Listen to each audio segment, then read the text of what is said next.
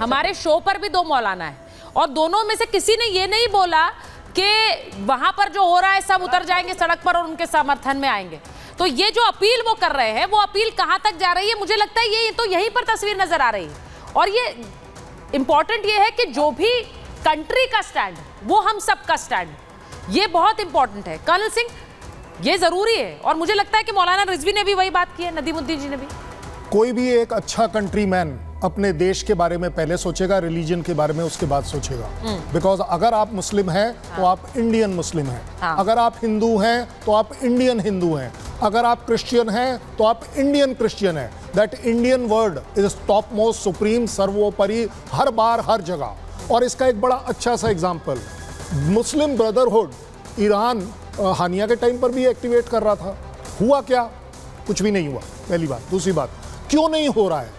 मुस्लिम world भी अपने आप में रियलाइज कर रहा है कि उनके अपने कंट्री के इंटरेस्ट सुप्रीम हैं। वो किस लिए ईरान जैसी कंट्री के लड़ाई में पार्ट लेंगे जिसका उससे उनका कोई लेना देना नहीं है? एक। दूसरा, जिस तरह की टेररिज्म, चाहे वो हानिया ने करा हो चाहे नसरुल्लाह ने करा हो, कौन सपोर्ट करना चाहता है इस तरह की टेररिज्म? और अगर आप सपोर्ट करना चाहते हैं तो क्या आप अपने कंट्री में इस तरह की टेररिज्म होने देंगे? आप टॉलरेट करेंगे? देखिए, सबसे बड़ी बात यह है कि हर कंट्री का इंटरेस्ट आज जो है डेवलपमेंट पर है, इंफ्रास्ट्रक्चर पर है, इकोनॉमिक डेवलपमेंट उनको चाहिए। वो पूरी दुनिया में as a terrorist supporting state नहीं दिखना चाहते, जिसकी वजह से आप देख रहे हैं कि बार बार, और ईरान जैसा कंट्री क्या मुस्लिम ब्रदरहुड की बात कर रहा है कि अगर हमारे इकोनॉमिक इंटरेस्ट या रिफाइनरीज पर अटैक होगा तो हम बाकियों को ऊपर भी कर देंगे। अरे कैसा ब्रदरहुड है भाई ये? नहीं, वो ये भी कह रहे हैं और उनको पता है कि क्या ये हो सकता है। अब मैं बार बार पूछ रही हूं कि क्या इजराइल इंस्टॉलेशंस को टारगेट करेगा? देखिए, सबसे बड़ी बात है, न्यूक्लियर बॉम्बिंग से हर देश बचता है और न्यूक्लियर साइट्स पर बॉम्बिंग से भी बचता है। अमेरिका ने भी, बाइडेन ने भी ये बात कही है कि न्यूक्लियर साइट्स को निशाना ना बनाए। लेकिन ये आप जो देख रहे हैं, ये ईरान का सबसे इंपॉर्टेंट पोर्ट है और वहां पर अब आप ये देख लीजिए कि अगर इस पर हमला किया जाता है तो क्या होगा। ये बार बार तस्वीरें आ रही है कि इसकी सिक्योरिटी बढ़ा दी गई है क्योंकि ईरान को लग रहा है कि इजराइल यहां हमला कर सकता है। अब अगर ये स्ट्रैटेजिक संयंत्र, अगर इस पर हमला होता है, इससे पूरे देश में अंधेरा छा सकता है क्योंकि यहीं से ऊर्जा पूरे देश में जाती है, इलेक्ट्रिसिटी सप्लाई होती है, सबसे बड़ा पावर स्टेशन है वहां का। तो इसके बाद क्या होगा? इंपॉर्टेंट ये है, मैं आपको बताना चाहती हूं इजराइल का प्लान क्या है। और अगर ये इजराइल इस पर अमल करता है, इजराइल का प्लान तैयार है, वो तेल उत्पादन और पावर स्टेशंस पर अटैक कर सकता है। ऐसा हुआ तो अंधेरा छा जाएगा पूरे ईरान में और ऐसे में इजराइल के हमले और तेज होंगे, ऐसे में ईरान की हालत और बिगड़ेगी, ये भी संभव है।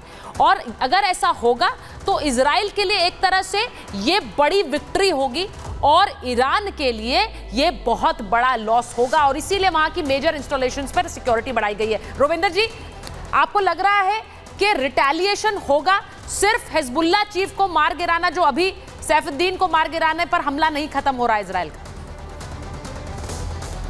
जी हाँ, I mean all indications are Israel retaliate करेगा, किस शेप फॉर्म में करेगा कह नहीं सकते, बट यस, अल्टीमेटली इजराइल का टारगेट है कि ईरान के पास कभी भी न्यूक्लियर वेपन ना हो, वन, एंड उसी के साथ in parallel I will say target है रेजीम चेंज इन ईरान।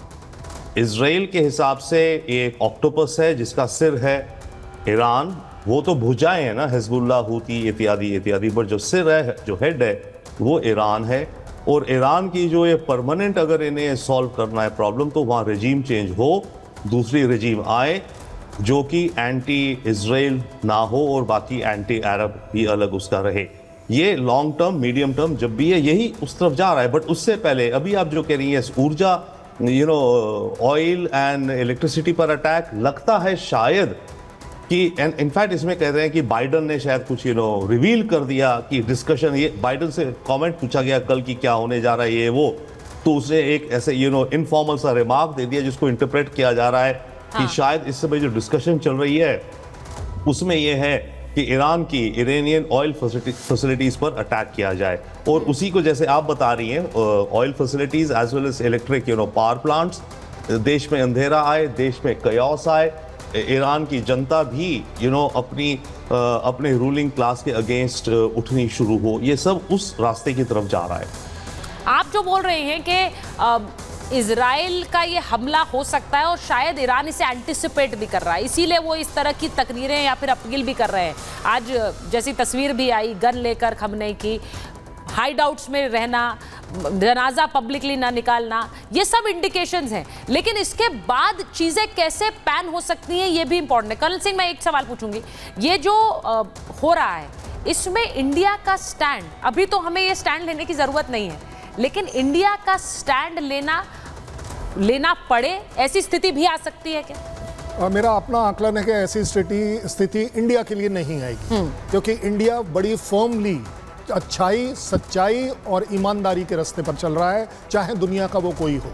अगर इंडिया प्रेसिडेंट पुतिन को कह सकता है this is not a era of war, तो अपने आप में आप सोच सकते हैं कि हमारी जो सोच है वो कहाँ तक है। इंडिया ने अगर एक तरफ पैलेस्टीनियंस को रिकॉग्नाइज कर एक एम्बेसी हमारे यहाँ बनाई है, यासर अराफात वर्सेस जिस तरीके की बॉनहोमी आपने इंदिरा गांधी के साथ देखी थी, जो कि पूरी दुनिया ने अप्रिशिएट करी थी, क्योंकि India was one of the first country. But at the same time India इस समय ये भी सपोर्ट करता है कि इजराइल के ऊपर किसी भी तरह का टेररिस्ट अटैक टॉलरेबल नहीं होना चाहिए, क्योंकि वो ह्यूमैनिटी के खिलाफ है। ज्यादा बड़ी बात यह है, अगर आप हर एंगल से इवैल्यूएट कर देख लीजिए, इंडिया का स्टैंड ऑन ह्यूमैनिटी है। किसी भी तरह की किलिंग, चाहे वो पैलेस्टीनियंस की साइड हो, ये बड़ा, चाहे वो इजराइल की तरफ हो, इंडिया दोनों चीजों को कंडेम करता है और किसी हालत में सपोर्ट नहीं करता। दुनिया में इस वक्त जो तलवारें खिंची हुई हैं उसका असर सब पर हो रहा है, और चाहे वो अभी प्रभाव छोटा है लेकिन आने वाले समय में बड़ा हो सकता है। इसीलिए ऐसी उम्मीद की जा रही है, प्रार्थना की जा रही है कि और एस्केलेट ना हो, बढ़े ना। बहुत बहुत धन्यवाद आप सबका। महाभारत टुडे।